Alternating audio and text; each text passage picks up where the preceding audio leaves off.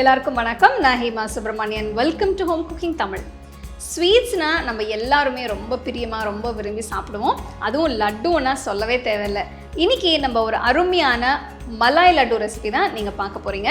இது நம்ம பால் வச்சு நல்லா ரிச்சாக அதை செய்ய போகிறோம். ஸோ வாங்க இந்த சூப்பரான மலாய் லட்டு எப்படி செய்யறதுன்னு பார்க்கலாம்.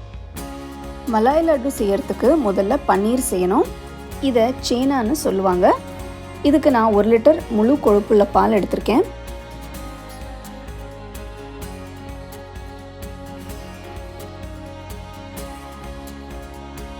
இதை திரிக்க 2 மீடியம் சைஸ் எலுமிச்சை பழத்தோட ஜூஸ் சேர்க்கிறேன்.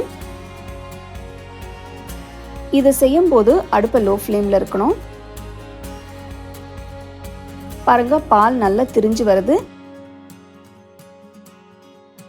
நமக்கு தேவையான டெக்ஸ்சர் கன்சிஸ்டன்சி இதுதான். இப்போ இதை வடிகட்டலாம்.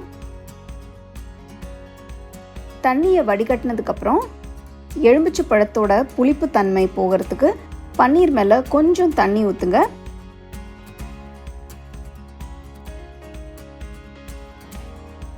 இப்போ பன்னீரை தனியாக எடுத்து வச்சுருங்க.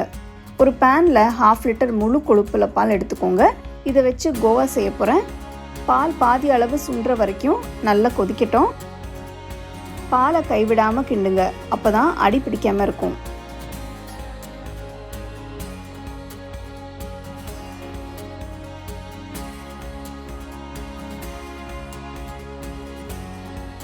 பாருங்க, பாலோட அளவு நல்லா குறைஞ்சிருக்கு.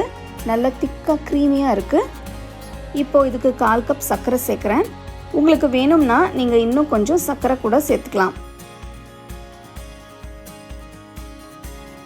பாலோட கலர் கொஞ்சம் மாறி நல்ல கெட்டியாக இருக்குது.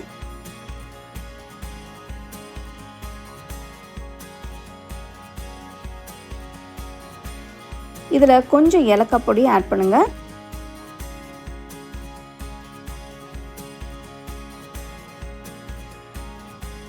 இப்போ வடிகட்டின பன்னீரை சேர்த்து எல்லாத்தையும் நல்லா கலந்து விடுங்க. இதை நீங்கள் கைவிடாமல் கொஞ்ச நேரம் கிண்டணும்.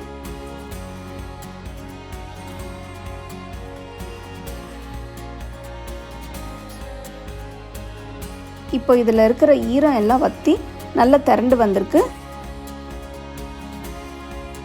மலாய் லட்டு மிக்ஸ்சர் ஒரு நல்ல கன்சிஸ்டன்சிக்கு வந்தாச்சு. அடுப்பை அணைச்சிட்டு நல்லா ஆற விடுங்க.